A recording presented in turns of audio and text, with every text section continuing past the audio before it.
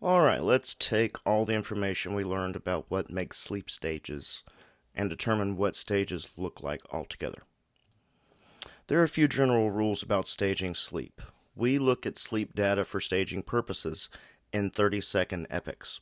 Epochs can be staged W for wake, N1 for non-REM 1, N2 for non-REM 2, N3 for non-REM 3, and R for REM. We use the EEG, the brain waves, the EOG, the eye movements, EMG, chin EMG tone, and respirations, either regular or irregular. We score the epoch as the stage that takes up the most time in the epoch. Whatever stage appears to show the more signs for the most of the epoch is what will be staged. If there appears to be a 50-50 split of the two stages of sleep, stage the deeper sleep. This only occurs in REM where the properties can intermingle when transitioning. My special tip, sleep staging is like solving a puzzle. There's a lot of noise or waves other than what we're really looking for. We call that the background EEG. We find the treasure within the background EEG. The background EEG is like the sand on a beach, and you're trying to find the shells, which come in the form of vertex sharp waves, spindles, or K complexes.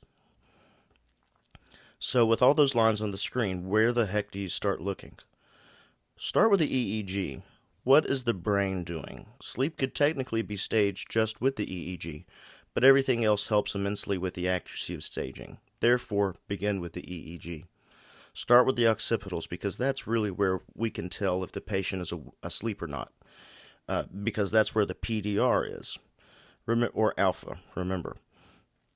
After that, check the C's and the F's for features of sleep you know about. Don't worry so much about the background EEG. That's the sand that's trying to hide the shells that you're looking for.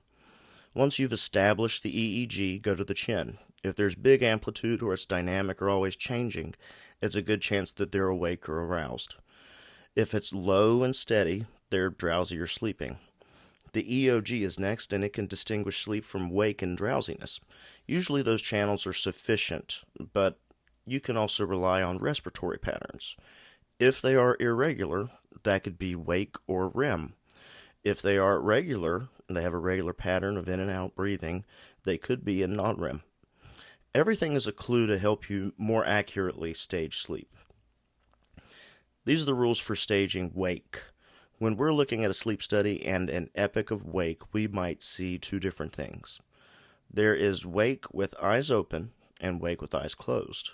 When the patient's eyes are open, we expect to see eye blinks or rapid eye movements in the EOG, low amplitude mixed EEG frequency, which typically has theta.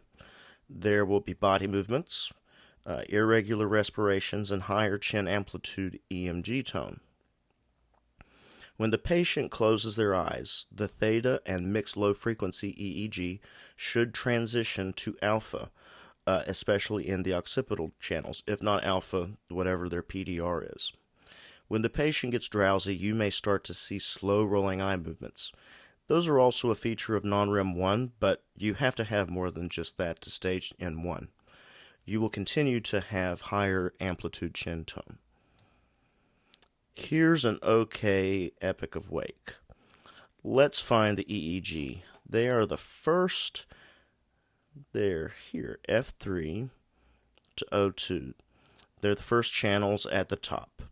The bottom two here, O2 and O1, are the occipitals where the PDR or the alpha will show up.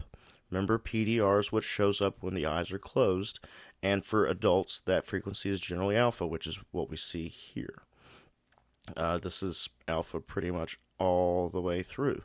Right here, that kind of breaks up, but then the rest right through there, and then right through there, that's all good alpha. Also, the chin tone is dynamic, is changing. See, there's a big burst right there, and there's a little burst right there, and there's some tone there, and it's a little thicker there. What is that writing on the chin tone? Those little lines right there. Well, if you look right beneath it, there's the heart, and it is EKG artifact. The heartbeat's just showing up through the chin. That happens, and that's EKG artifact. But it doesn't really. Uh, it is what it is. It's not that bad. Sometimes you get it, sometimes you don't. If it drives you crazy, you can try and move the chin wires. The eyes don't really appear to be doing anything. Um, there might be some soft rolling eye movements, but I don't see it on the other side as well. Maybe right there, maybe right there, but those aren't very consistent. They're not very convincing to me. It kind of looks like the eyes are closed for the whole time too. You would see a breakup of that alpha. Okay, I hope this is pretty obvious. The top 5 channels are EEG, and you can see big alpha in all of these. All of this is alpha. You may hear the term beating alpha, and this is a good example of that. So there are these rolling beats of alpha. They come and go. You can see the increase and decrease in these trains. These respirations are pretty normal. They're not moving around a whole lot. They're being pretty still. So sometimes you can have, if they're moving around, you're going to have irregular respirations. If they're being very still and they're not doing anything, they might have pretty regular respirations. The chin shows right here. It shows some tone. It's pretty static. It's pretty low. The eyes do not look like they're doing anything. It kind of looks like they're picking up alpha waves more than anything. This epic looks like it's wake with eyes closed for the whole time because that alpha does not break up. Alright, not much going on in this study. It's older, back in the days when they only required the C's and O's and not the F's in the EEG. As you can see, the second channel down is O2, and it has alpha all the way through. Right there it's funny, and right there it's funny, but everything else, that's big alpha. All the way through. The eyes, E2, E1, they don't really look like they're doing anything at all. The chin is a little dynamic. See, it's increasing a little bit here, and it's back and forth between getting bigger and smaller and bigger and smaller. That is dynamic, and it is active. Back here, it was a little bit more static. It wasn't moving around so much, but that's still, it's moderate, and it gets a little bigger halfway through. So I'd also say that this is wake with eyes closed for the whole epic. Alright, so everything we've done up to this point has been 30-second epics, and that's the way we want to stage sleep, but this is a 2-minute window because I wanted you to see what movements look like and what kind of weird waveforms happen because of movements. The EEG at the beginning here is very thick, and look at this, it's big waves and moving around. That's exactly what the patient is doing. They're moving around in bed trying to get comfortable here. The tension that they create on the wires by pulling on the wires, even when they're just moving around in bed, that's enough to cause this kind of weird artifact where it comes off the baseline. We call that movement artifact or tension artifact. But once they settle down a little bit and they lay still, all that kind of goes, the baseline is established, and it's nice and flat. They're still awake and pretty tense, so that's why the EEG looks like that. It's still pretty dark. And right here, the patient has their eyes open. They blink once right here, and the F4 is kind of close to E2, so that's why we have that right there. That's not a wave. That's just an eye blink artifact in the F. But they blink there, and watch here. They blink again, and they close their eyes after they blink, and there's alpha. Very nice alpha. Then just a few seconds later, they open their eyes, alpha attenuates and it goes away. The respirations are irregular because he's moving around here. Small breath, medium breath, bigger breath, bigger breath, bigger breath. Uh, they should be sinusoidal. Regular breaths are going to be as smooth and regular as they can be. They're awake, so their breaths aren't going to be very regular. Here's another limited EEG with just C3 and O2 at the top. If you look closely at O2, it looks like low amplitude mixed frequency because this is an alpha. They're not up and down really nice. They're kind of some slow wave, not slow, but they're tiny waves.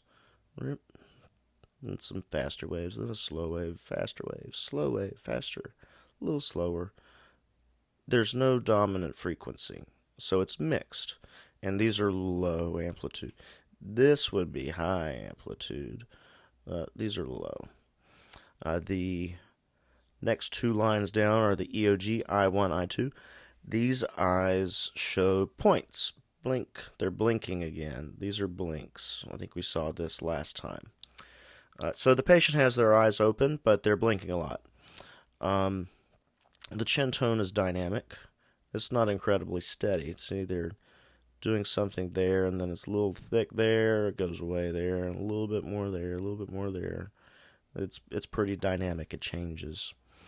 This is wake all the way through. I didn't see any PDR or alpha. Here's a good representation of what it should look like with a patient awake with their eyes open and then closing. We saw this in a different one, but it's good for you to see as many examples as you can. I tried to get these from some that I've run personally and others from different textbooks because the real thing does not look like a nice textbook all the time. But the textbook can offer what it's supposed to resemble, even though everybody's sleep study is going to look different. You're going to see the same things. So, we can see low amplitude mixed frequency here. These are eye blink artifacts. See that? It lines up with the blinking eyes. Eye blink artifact. There, and there. And then they blink again. Eyes are closed. Alpha comes in. There is also dynamic chin tone. A little bit of some pulses or bursts there and some bursts there. So this is eyes open.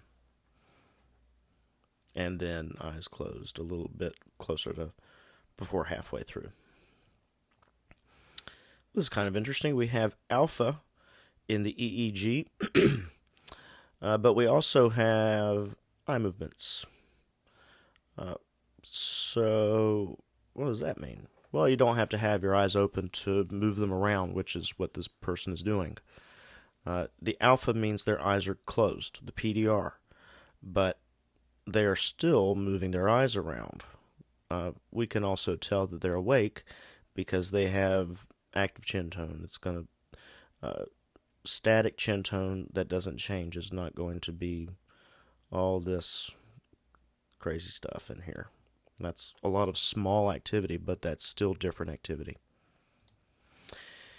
Here is wake, but getting drowsy. The EEG starts out some alpha here, but right about here, that amplitude decreases right about there, and it's maybe half the size, maybe even a third of the size. It gets a little bigger here, and then it really goes down to here. So right through there, that is attenuated alpha that has diminished. It's starting to lose its frequency. Like right here, I don't see the alpha frequency. I just see just almost like a straight line almost. But it comes back right there, alpha. That little bit of time with the attenuated alpha could have been micro sleep or the beginnings of non-REM sleep. You can't I can't rule out an eye blink either, but eye blinks are usually a little quicker than that. So I still think that's the beginnings of non-REM 1. That's very high chin tone right there. They're pretty tense, it seems. That's further verification that this is stage wake still.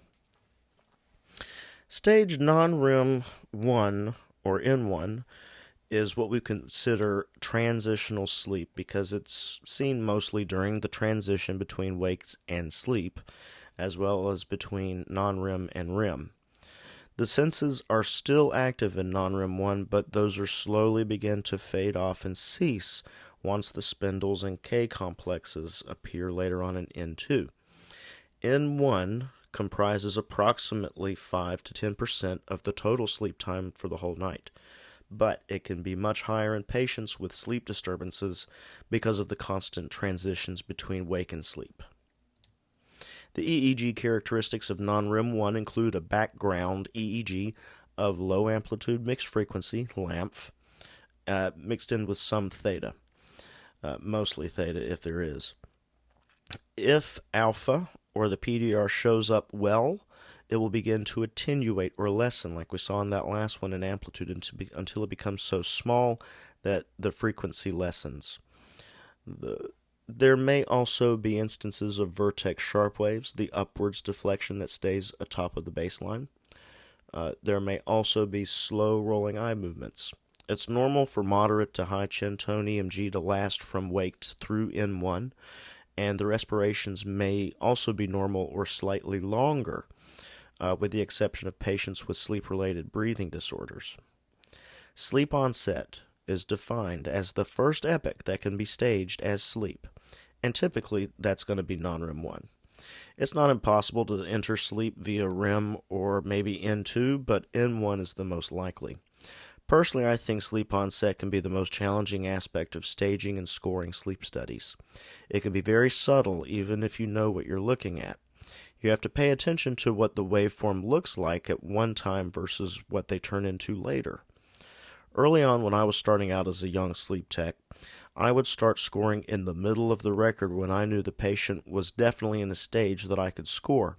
Then I would go back and stage each previous epoch before seeing how the waves changed into what I had known.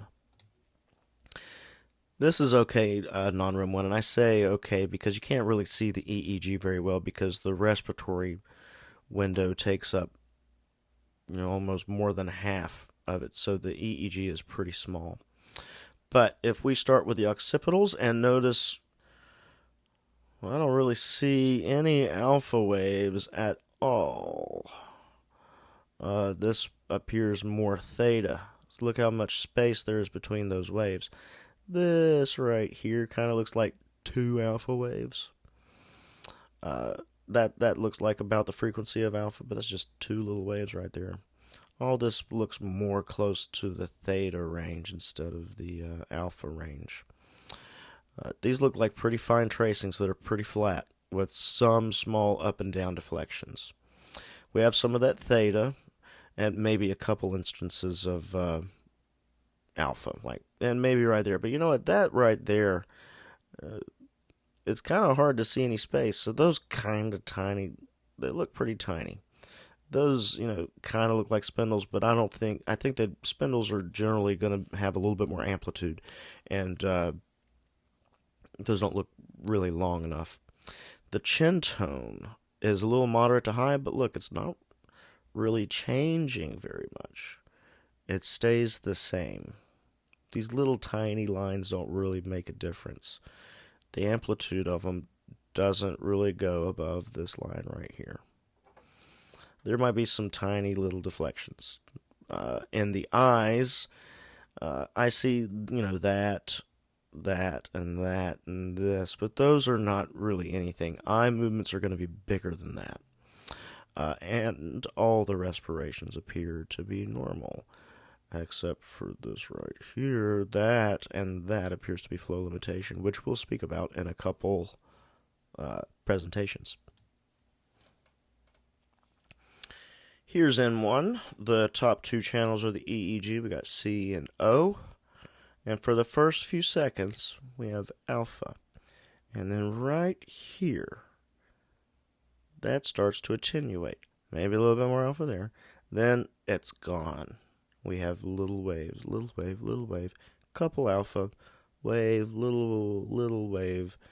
That's getting close to a K complex. It's not very big, so I wouldn't call it one. And looks like there's a little bit of alpha there, so that might have been a K complex previous to an arousal, but that doesn't quite look like 3 seconds, which is how long an arousal has to be. We'll talk about that later. Also, right there, it's concurrent with a tiny bit of increased chin tone right there, just a little bit. See back here, you can see a line better, and then over here, it's a little bit thicker. So that might be a teeny bit of an arousal, but it might not be long to be scored. Here are the EOG, the eyes, slow rolling eye movements in and out, and then those go away. Got some more small waves. That looks like it's trying to be a K complex, but it's not quite big enough. There are a couple parts here that look like spindle activity. I think that's alpha, though. The chin happens there. So yeah, this is pretty good N1. This also appears to be a full epic of N1. There are first few seconds. This is the same setup. The EEG is the top two. EOG is the next. Got some slow rolling eye movements. We've got this kind of alpha here, and that goes away. We've got wave, couple alphas, little line, wave, little line. Relatively low voltage, mixed frequency. This is lamp. The next two channels down are the eyes. We see the slow rolling eye movements. Down, there. Those are conjugate movements, meaning they happen at the same time. We also have some moderate chin tone at the beginning here. That goes away, and then it becomes pretty stagnant, pretty static. Not much happening.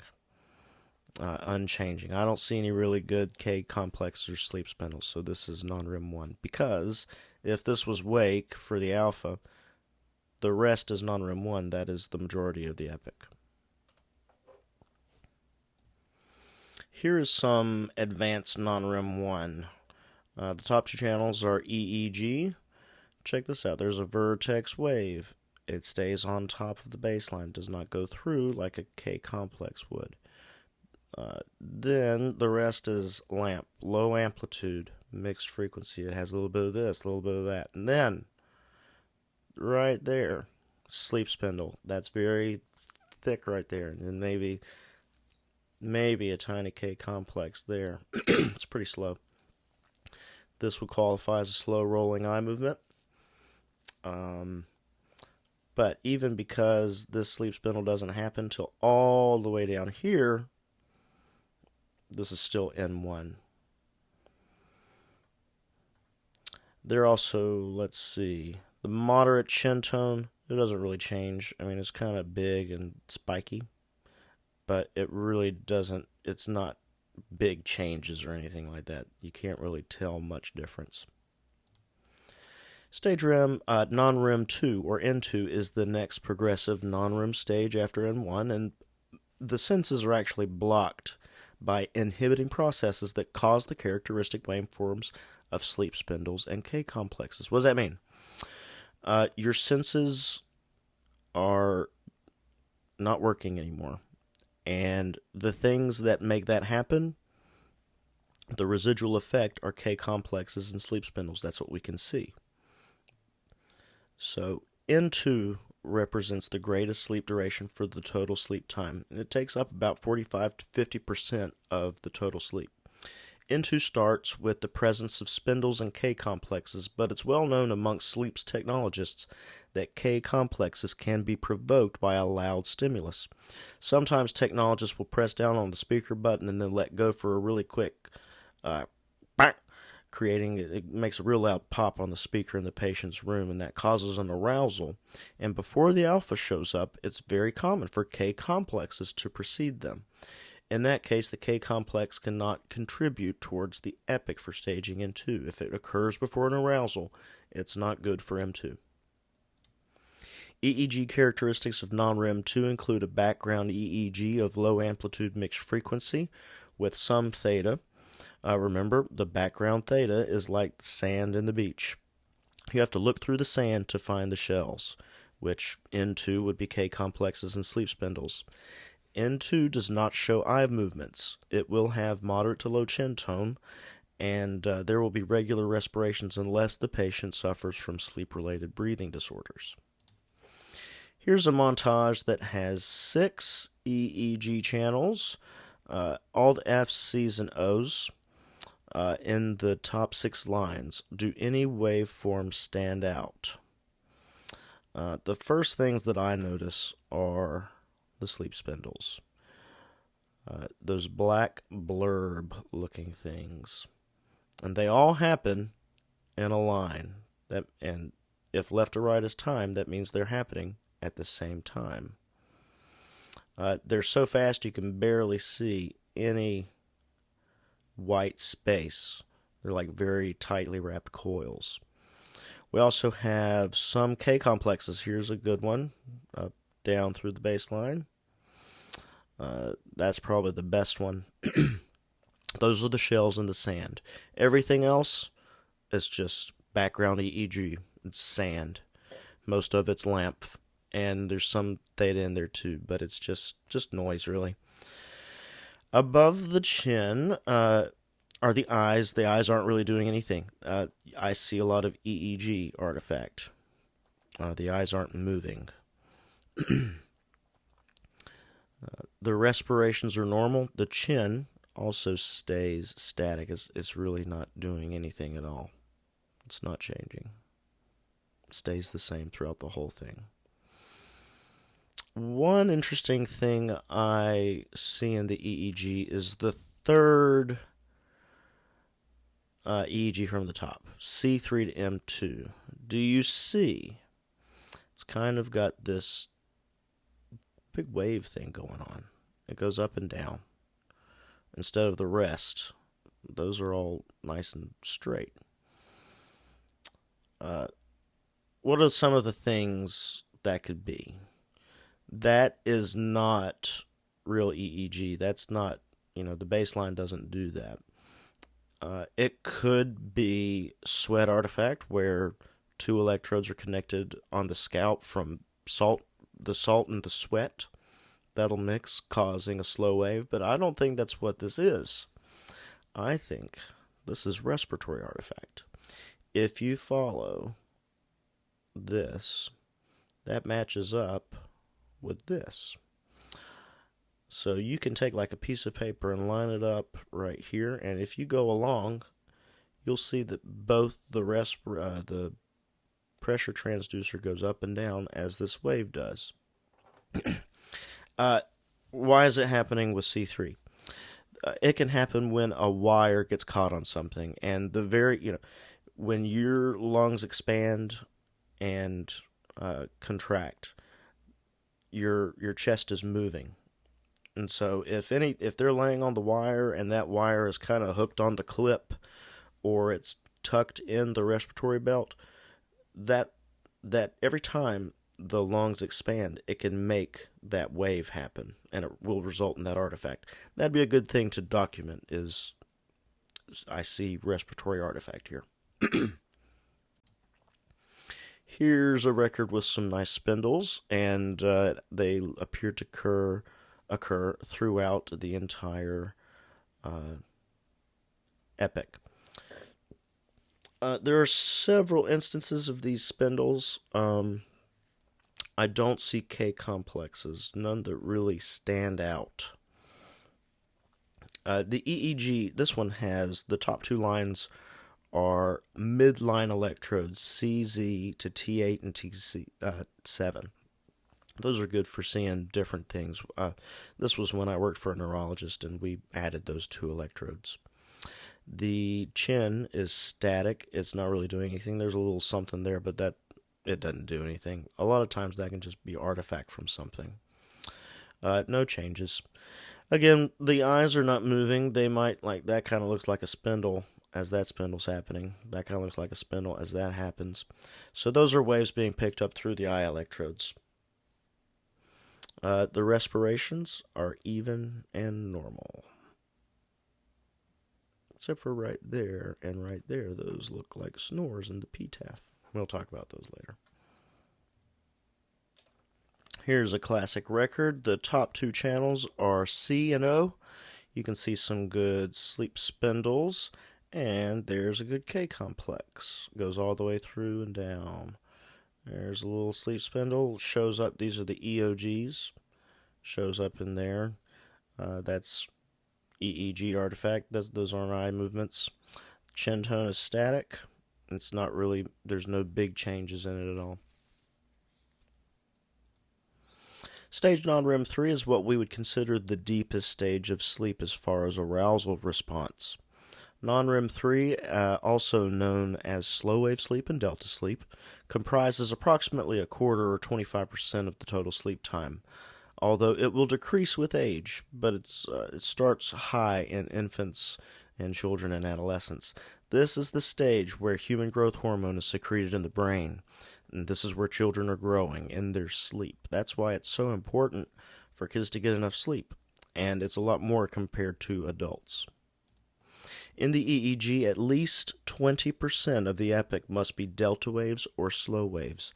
And they're typically between the frequencies of 0.5 and 2 hertz. The ultimate frequency range would be to 4. But these are typically where slow waves happen. These delta waves have the amplitude requirement, 75 microvolts in voltage, and that's the same thing as amplitude, height. An easy way I look at slow wave sleep is I try and find 6 good big slow waves. The study has these lines that you can put from left to right horizontally, and it shows how big 75 microvolts are. And I just count all the waves that go up and down through those boundaries, which would denote an amplitude of at least 75 microvolts. The reason for 6 is because an epoch is 30 seconds. 20% of 30 seconds is 6 seconds, and the average slow wave is about 1 second. So that's 6 seconds. If you find 6 delta waves, which are just about guaranteed to be about a second long, you can score that stage as non-REM 3. The manual says you have to have 6 waves or else it reverts back to N2. For scoring non-REM 2, you just keep going non-REM 2 until something else happens. So only score non-REM 3 when there are delta waves for at least 20% of the epoch. There may be K complexes in non-REM 3, and those K complexes may be counted as delta waves if they meet the 75 microvolt requirement. K complexes can be pretty big, and they can stand out pretty well. Spindles in N3 are rare. There aren't any discernible eye movements in non-REM 3, but EEG usually reflects the EOG. Moderate to lower chin EMG tone is expected.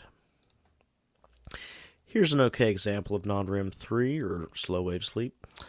For a lot of these study readers, the borders of the channel horizontally represent 75 microvolts, for instance.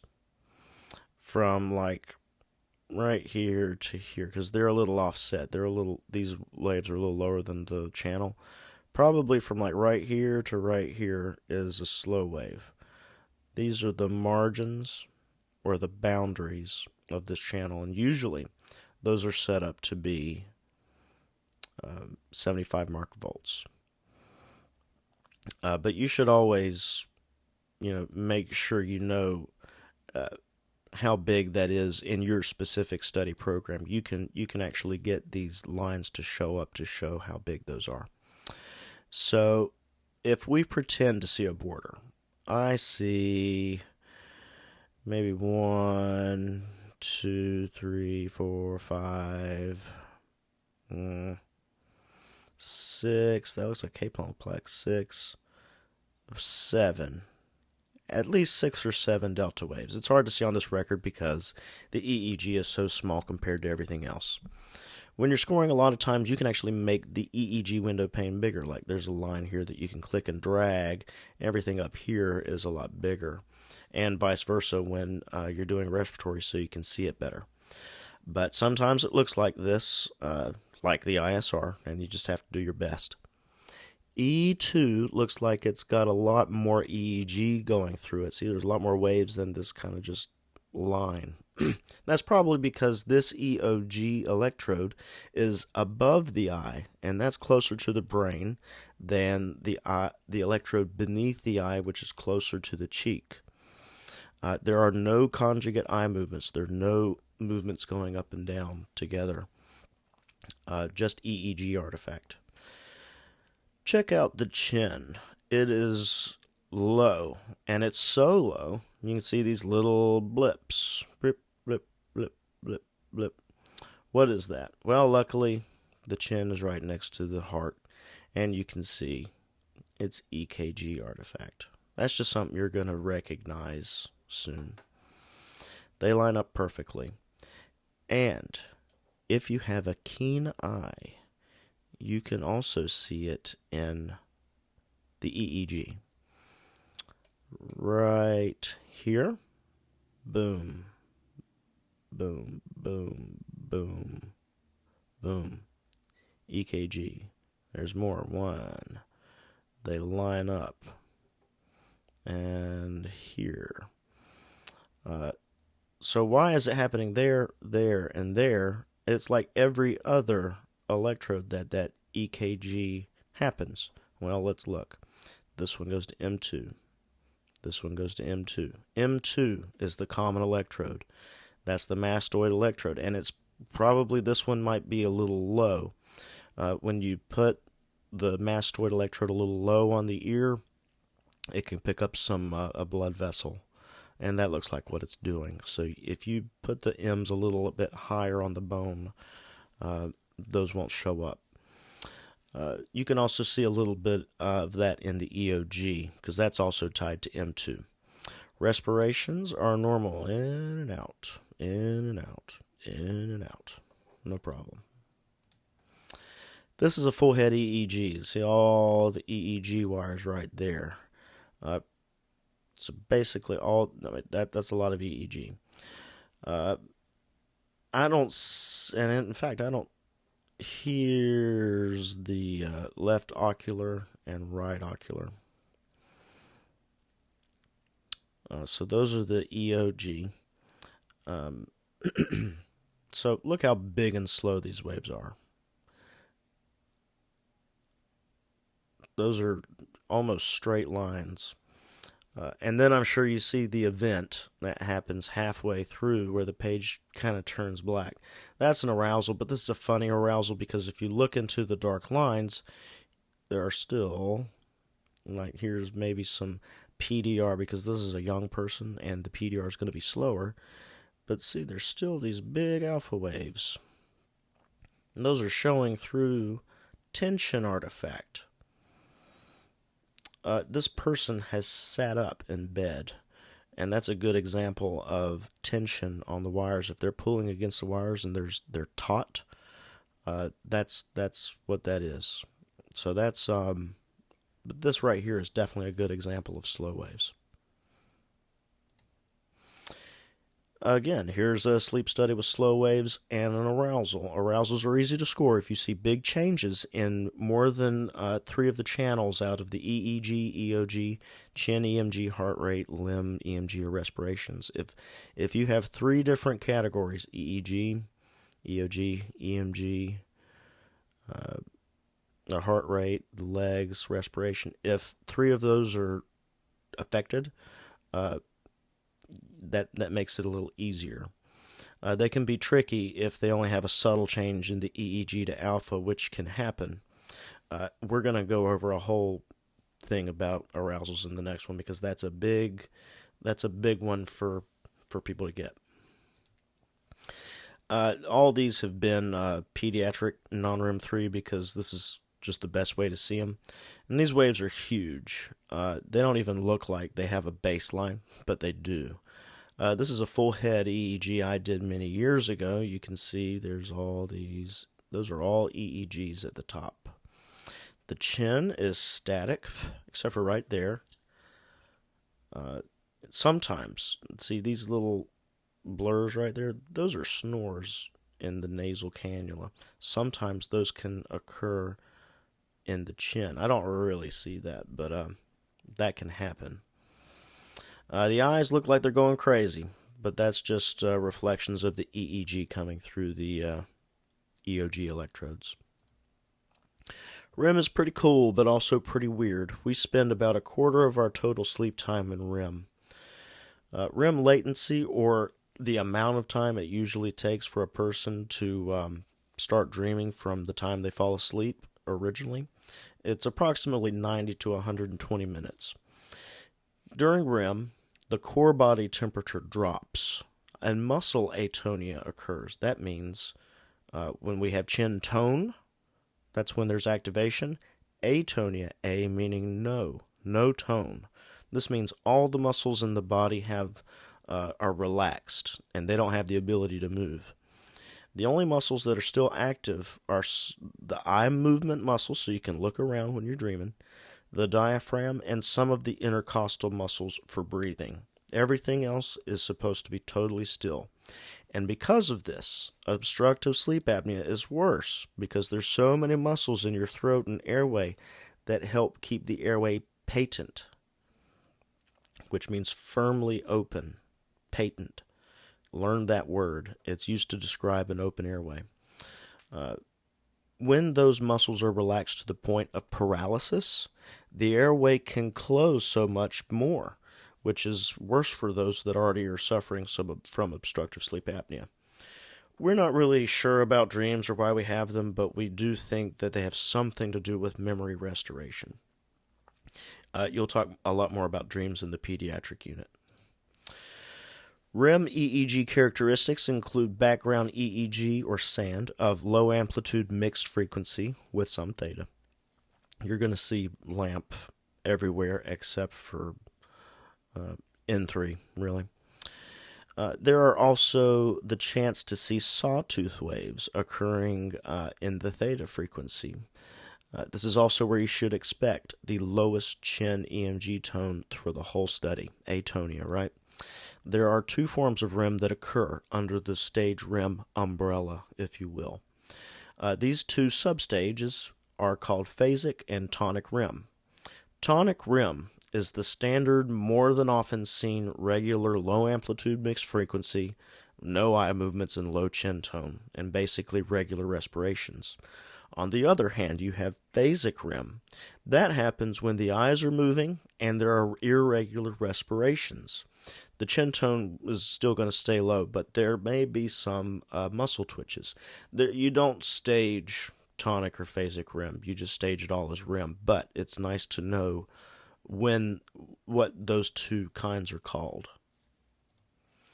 Here's a nice REM epic. It looks like it has a little bit of everything. First in the EEG, top 6. Sawtooth waves. Check those out. Those are sawtooth waves. Pretty nice. After that, we see some nice eye clicks. Big eye movements. That I expect eye movements to be nice and stand out like that. They're not going to be like, oh, little tiny eye movements. When you see something big like that, that's what you expect. Nice sawtooth waves. Maybe a spindle. Look at the chin tone. That is a very small, thin line. You don't see any spikes on that at all, except for like right at the end. That's normal. That's why we expect to, for an arousal in REM, you have to have, one of the requirements is at least 1 second of elevated chin tone. So little things like that are inconsequential. Let's see. So check out the respirations. Here, it's just looks like regular old REM. This would be tonic REM. respirations are normal, up and down, normal sinusoidal. But if you come to where the eye click happens, and there's another eye click, this is phasic REM. And look at the respirations. They are less right there. That is phasic REM. Sometimes sawtooth waves come just before eye movements happen. Another interesting thing happens here. The background EEG and REM is supposed to be low amplitude, right? Well, what about those decent looking waves at the top? What are those things? Oh, wait. Those are eye click artifact. They occur right when that happens, and they're on the Fs. The Fs are closer to the front of the brain, like where the eyes are. So it makes sense for those to be eye clicks.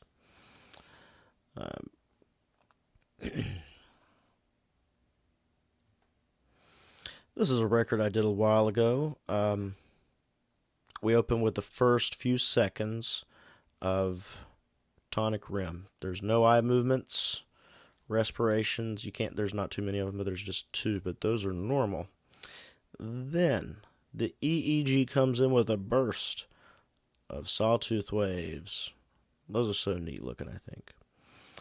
When those happen, the EOG shows rapid eye movements. And look at that. That's very low amplitude right there during this phasic REM. And check out the respirations.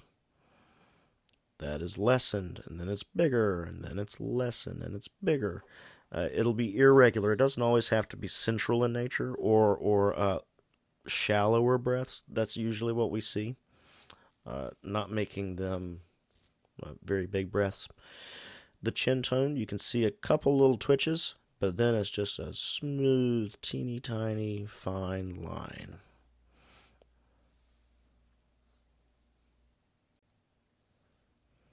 This looks like a full epic of tonic REM because we have low amplitude mixed frequency throughout the whole thing. There's some sawtooth waves,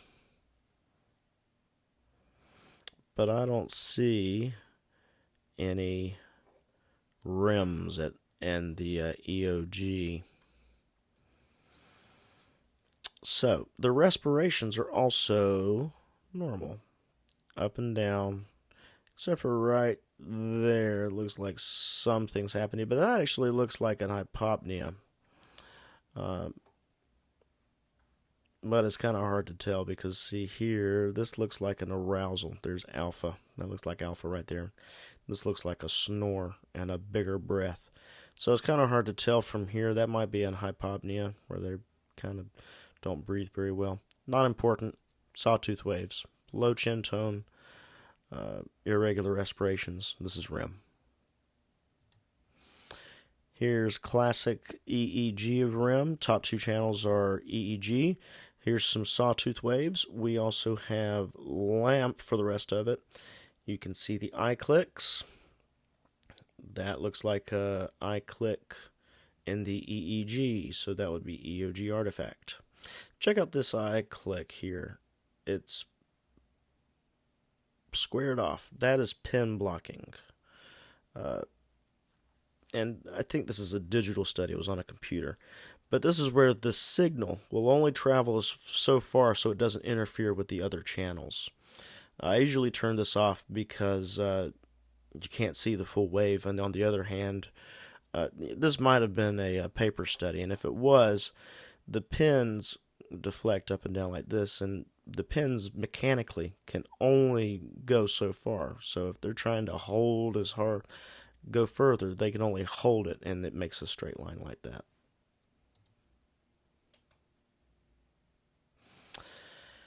All right, that's enough looking at studies, man. That was a long one. I'm sorry, but this is staging sleep, and I want you to get it really well.